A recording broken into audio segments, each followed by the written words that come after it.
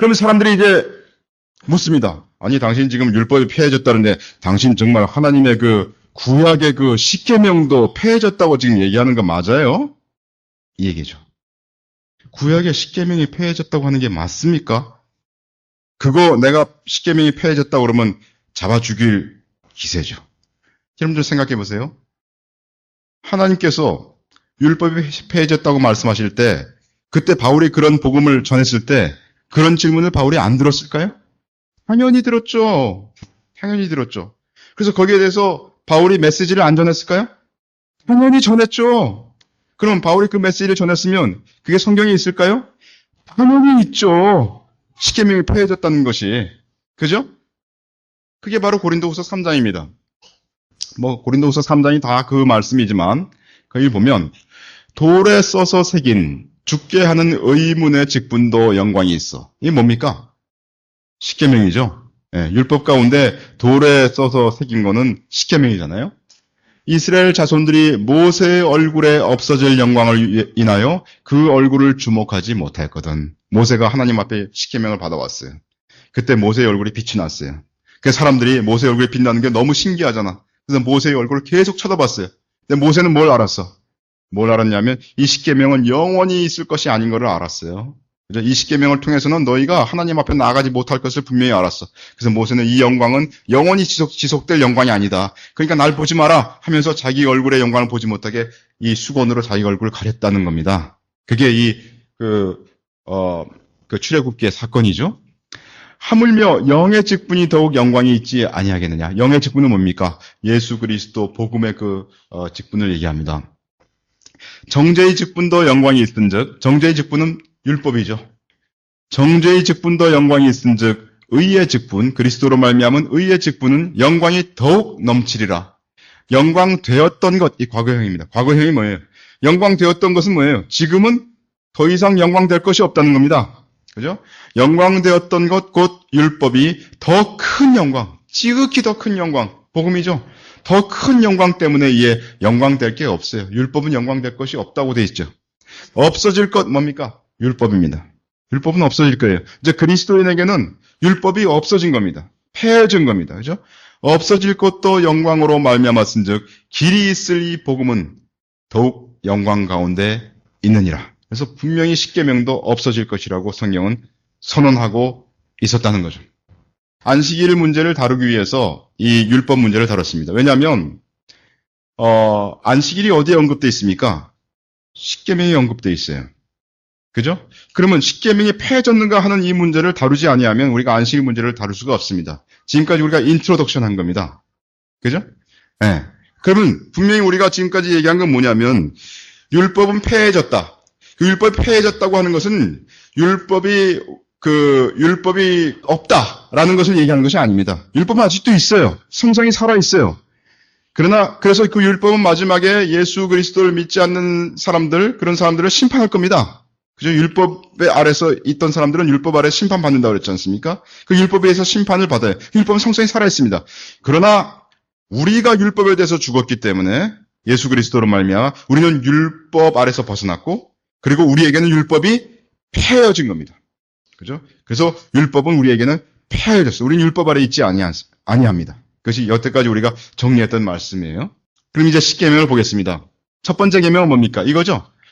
너는 나 외에는 다른 신들을 내게 있게 말지니라. 두 번째 계명. 너를 위하여 새긴 우상을 만들지 말고 또 위로 하늘에 있는 것이나 아래로 땅에 있는 것이나 땅 아래 물속에 있는 것의 아무 형상이든지 만들지 말며 그것들에게 절하지 말며 그것들을 섬기지 말라. 나 여호와 너희 하나님은 질투하는 하나님인즉 나를 미워하는 자의 죄를 갚되 아비로부터 아들에게로 3, 4대까지 이르게 하거니와 나를 사랑하고 내 계명을 지키는 자에게는 1000대까지 은혜를 베푸느니라. 여기가 말이죠. 여기가 그 둘째 계명이죠. 여기에 대해서 우리가 할 말이 많지만 넘어가겠습니다. 세 번째 계명. 너는 너의 하나님 여호와의 이름을 망령되이 일컫지 말라. 나 여호와는 나의 이름을 망령되이 일컫는 자를 죄 없다 하지 아니하리라. 제가 옛날에 그 학생일 때 미국에서 유학을 하고 있을 때 제 지도 교수가 있었습니다. 제 지도 교수가 굉장한 그 불신자였어요. 불신자일 뿐만 아니라 이 사람이 완전히 그 수업 시간에 맨날 예수 그리스도를 모독하는 발언을 했습니다. Jesus Christ. 뭐 이런 얘기를 하는 거예요. 네? 그런데 그 학생 중에 그때 3학년 학생이 있습니다. 3학년 학생 중에 제가 그때 TA였습니다. 저는 쫄아가지고 교수님이 불신자인데 이거 어떻게 해지 교수님이 저 전도할 수도 없고 예? 쫄아가지고 저는 그냥 아무 말도 못하고 그냥 가슴이 아파가지고 그러고 있었는데 거기 그때 그 3학년 미국 학생이죠. 그 학생이 딱 제가 TA였는데 찾아왔어요. 교수님이 있는데 찾아와가지고 교수님한테 뭐라고 몇 마디를 했어요. 그때 영어를 잘 못 듣는 때였는데 그때 영어를 들었습니다. 뭐라고 했냐면 이 친구가 바로 이 말씀을 인용했어요. 교수님한테. 교수님, 하나님께서 출애굽기 20장에 말씀하시기를 여호와의 이름을 망령되이 일컫지 말라. 나 여호와는 나의 이름을 망령되이 일컫는 자를 죄 없다 하지 아니하라고 말씀하셨습니다. 하니까 교수가 이 얘기를 얘가 하고 있는 도중에 여기 정도까지 나갔을 때 교수가 그만해. 내가 알았어. 다음부터 안 할게. 하고서 보냈습니다. 그때 제가 얼마나 구석에 앉아가지고 창피했는지, 쟤 누구야? 내가 지금 제 TA인데, 나는, 내가 쟤 가르치는 자는 난데 말이야. 제가 와가지고, 내가 그냥 도저히 쫄아서 말도 못하는 그 교수한테 와갖고 그 얘기를 하니, 제가 얼마나 창피했는지 몰랐어요. 그때. 바로 이 말씀을 인용했습니다.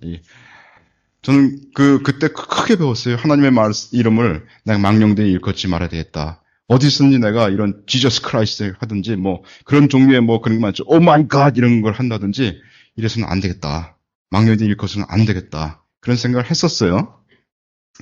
그러나 우리가 밖으로 하는 것보다 우리가 뭐 앞으로 하겠지만 이 십계명에 이런 것들은 더 심층적으로 우리 내면적으로 하나님 앞에 이런 것들을 해야 된다는 것을 얘기하는 거죠. 십계명을 우리가 좀 더 자세히 보면 십계명의 이런 것들이 더 심층적으로 예수 그리스도는 완전케 하시기 위해서 오셨다고 했기 때문에 이런 것들에 대한 더 높은 차원의 것들을 제자들에게 요구하신 것을 우리가 마태복음에서 볼 수가 있습니다. Anyway, 이 십계명 네 번째 계명이 바로 이 안식일의 계명이에요. 여기 왔습니다. 여기까지 왔어요. 안식일을 기억하여 거룩히 지키라. 엿새 동안은 힘써 내 모든 일을 행할 것이나 제7일은 너희 하나님 여호와의 안식일인즉 너나 내 아들이나 내 딸이나 내 남종이나 내 여종이나 내 육축이나 내 문 안에 유하는 객이라도 아무 일도 하지 말라. 이는 엿새 동안에 나 여호와가 하늘과 땅과 바다와 그 가운데 모든 것을 만들고 제7일에 쉬었음이라. 그러므로 나 여호와가 안식일을 복되게 하여 그날을 거룩하게 하였느니라. 이게 안식일의 얘기입니다. 도대체 하나님께서 말이죠. 십계명에 안식일이 설명이 왜 이렇게 길어요? 예? 그리고 안식일이 우리 율법인데 이 안식일을 왜 하나님께서 구약에서 계속 그냥 구약 여러분들 보세요. 구약 전체에 이 사여서에도 그러잖아요. 안식일 얘기 또 다루잖아요. 응?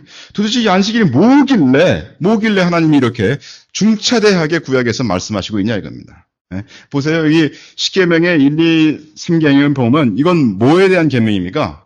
인간의 누구에 대한 의무를 얘기하고 있어요. 예. 하나님을 섬김에 대한 의무를 얘기하고 있어요. 그죠? 그게 1, 2, 3계명입니다. 그 다음에 4계명은 안식일에 대한 계명이고 5계명은 뭐예요? 5계명부터 10계명을 자세히 읽어보면 내 부모를 공경하라. 그리하면 너의 하나님 나 여호와가 내게 준 땅에서 내 생명이 길리라. 이게 인간이 인간에게 지켜야 될 그런 계명 중에 첫 번째 계명이 뭡니까? 이게 부모 공경하는 거예요. 그래서 우리나라 말에도 부모를 공경하지 않는 그 자식은 아주 무슨 자식 그러면서 막 그러잖아요. 하나님께서 인간에게 그걸 인코드 시켜놓으신 것 같아. 하나님께서 인간에게 자기가 자기에게 율법이 된다 그랬는데 그런 것들을 가르치신 것 같아요. 우리에게 내재되어 있어요. 내 부모를 공경하라 라고 되어 있습니다. 그 다음에 살인하지 말라. 물론 신약성경에서 살인이란 말은 다른 자를 형제를 미워하는 자는 살인하는 자라고 그랬어요. 우리가 십계명에 있는 이 말씀대로 지키는 게 아니에요.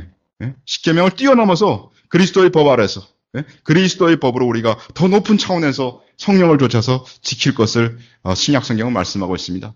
간음하지 말라 뭐라 그랬어요? 아까 우리 마태복음에서도 말씀하신 것처럼 주님께서 그냥 간음하지 말라가 아니라 신약성경에서는 뭐라고 되어 있어요? 우리 안에 내 마음에 음욕을 품으면 마음에 이미 간음했다. 이런 얘기를 했잖아요. 또 도둑질하지 말라. 내 이웃을 대하여 거짓 증거하지 말라. 내 이웃의 집을 탐내지 말지니라. 내 이웃의 아내나 그의 남종이나 그의 여종이나 그의 소나 그의 낙이나 무릇 내 이웃의 소유를 탐내지 말지니라. 이게 이제 그 5계명부터 10계명까지 인간에 대한 어떤 의무를 하나님께서 말씀을 하시고 있습니다. 자, 그러면 여기 문제가 생겼습니다. 무슨 문제가 생겼냐면요. 자, 지금 하나님의 교회에도 율법주의자들이 있습니다. 율법주의자들은 뭐라고 얘기하냐면 10계명은 폐해지지 않았다고 주장합니다. 그래서 10계명을 지켜야 된다고 얘기를 해요. 그런데 10계명을 보면 여기 1부터 3계명까지는 뭐 신약 성경에도 그와 같은 말씀들이 쭉 있어요. 특별히 신약 성경에서는 여기 우상 숭배하는 거에 대해서 뭐라고 되어 있습니까? 뭐가 우상 숭배라고 했습니까? 탐심은 곧 우상 숭배니라 이렇게 되어 있습니다. 이 십계명에 있는 그런 수준이 아니라 훨씬 더 차원 높은 수준으로 우리의 이 생명의 성령의 능력을 좇아서 우리에게 말씀하시기를 탐심이 우상 숭배다 이렇게 되어 있습니다. 그래서 그러나 하여튼 여기 율법주의자들이 볼 때는 이 십계명의 1부터 3계명 정도까지는 신약 성경에서 더 높은 차원에서 그걸 얘기를 하고 있다는 거예요. 그래서 이걸 지켜야 된다고 얘기를 하고 있습니다. 오케이? 그리고 5계명부터 10계명까지 보면 이것도 신약 성경에서 말씀하고 있어요. 그죠? 더 높은 차원에서 얘기를 하고 있습니다. 살인하지 말라. 형제를 미워하지 마라. 그게 곧 살인이다. 간음하지 말라. 여자를 보고 음욕을 마음에 품는 것이 바로 곧 간음이다. 신약 성경에서 주님께서 말씀하신 거를 봐서 주님도 십계명을 지키라고 한 거 아니냐라고 주장합니다. 근데 그 사람들에게 문제가 되는 게 하나 있어요. 뭐가 문제가 될까요? 뭐가 문제가 돼요? 그 사람들에게 눈에 가시처럼 되어 있는 게 안식일입니다. 신약 성경에서는 성도들에게 안식일을 지키라고 얘기한 적이 한 번도 없어요. 그러니 안식일을 거룩하게 지키라고 하는 거를 뭐로 이렇게 얽어매서 사람들을 십계명을 지키도록 십계명이 폐해지지 않았다. 십계명을 지켜야 된다라고 만들어야 되는데 어떻게 만들어야 되냐 이거죠. 그래서 이 사람들이 만든 게 있습니다. 웨스트민스터 신앙고백에 보통 우리나라 장로교회가 어떤 여러 분파가 있는데 그 중에 처음에 받아들였던 신앙 고백이죠. 예? 영국 교회의 신앙 고백으로 만들어졌던 거를 우리나라 장로교회가 미국의 장로교회로 넘어갔고 우리나라 장로교회가 받아들였던 신앙 고백입니다. 거기 보면 제21장 예배와 안식일 중에서라는 이런 것이 있습니다. 이거 웹에서 가져온 거예요. 그처럼 하나님께서 그의 말씀에서 적극적이고 도덕적인 영구한 명령으로 요구하신 것이 있으니 곧 모든 시대의 인류로 하여금 일주일 중 한 날을 하나님을 위하여 거룩히 지키도록 하신 것이다. 이 안식일이 그의 부활 이후부터는 일주일 중 첫날로 바뀌었다. 무슨 말인지 압니까? 지금 읽은 말은 무슨 말인지 알아요? 이 사람들은 뭐라 그러냐면 안식일은 몇 번째 날입니까? 7번째 날이에요. 무슨 요일이에요? 네, 안식일은 토요일입니다. 7번째 날이니까. 그런데 우리는 언제 모여요? 크리스천들은 언제 모여요? 주일날 모이죠? 주일날 모여요. 그러니까 이 사람들이 어떻게 바꿨냐면 7째 날이 아니라 예수님이 부활한 다음부터는 안식일은 주일로 바뀌었다. 첫째 날로 바뀌었다라고 얘기해요. 네? 안식일이 예수님의 부활 이후부터는 일회 중 첫날로 바뀌어서 아까 얘기했던 여기 안식일의 계명 이 모든 것은 주일날 지켜야 된다라고 얘기를 하고 있는 겁니다. 그러면 그렇게 바꾸면 1계명부터 10계명까지 이 사람들이 안식일이 하나님의 계명은 폐해지지 않고 지금도 교회가 주일을 지키는 것처럼 성수주의를 해야 되고 지금도 10계명은 성성이 살아서 우리를 얽어매는 그런 계명이다라고 얘기할 수 있는 그런 거를 만든 게 이 바로 웨스트민스터 신앙 고백의 예배와 안식일 중에서라는 이 장이에요. 자, 계속 읽어보겠습니다. 이 날을 주일이라고 하며 이 날은 그리스도 교회의 안식일로서 세상 끝날까지 계속 지켜져야 된다라고 이 사람들은 주장을 하고 있습니다. 하나님의 백성은 주님을 위하여 계속 이 웨스트민스터 신앙 고백입니다. 하나님의 백성은 주님을 위하여 안식일을 거룩히 지켜야 하나니 그들은 마음을 준비하고 주의를 거룩히 지키는 데 지장이 없도록 일반적 사업을 미리 정돈해 놓고 세상 사업과 오락에 관한 말과 생각과 행위를 일체 중단하고 안식할 것이며 그날의 모든 시간은 공예배와 사적 예배를 위하여 또는 부득이한 책임과 자비 시행을 위하여 사용해야 된다. 우리가 물론 어떤 사람이 예수 그리스도를 믿는 사람이 내 하루는 특별히 주님께 예배하기 위해서 이런 것들을 자기 나름대로 적용해서 할 수는 있어요. 그러나 그거를 안식일이기 때문에 그렇게 한다면 우리는 율법 아래 있게 되고 십계명이 성성히 살아서 나를 주장하는 내가 십계명 아래로 들어가는 곧 다시 말해서 내가 음부가 되는 그런 위치로 들어가게 된다는 겁니다. 들어가게 된다는 겁니다. 자, 이게 이제 그 웨스트민스터 신앙 고백이에요. 그러면 왜 하나님께서 안식일을 지키라고 하셨을까? 도대체 안식일은 뭘까? 왜 하나님께서 구약 성경에서 안식일을 이렇게 많이 말씀하셨을까라는 것을 우리가 생각해 보지 않을 수가 없습니다. 그리고 그 안식일 때문에 지금 얼마나 많은 그리스도인들이 그 율법을 지켜야 된다고 얘기를 하고 그 안식일을 주일로 바꿨기 때문에 그 사람들이 거기서 얽매여 있는지 몰라요?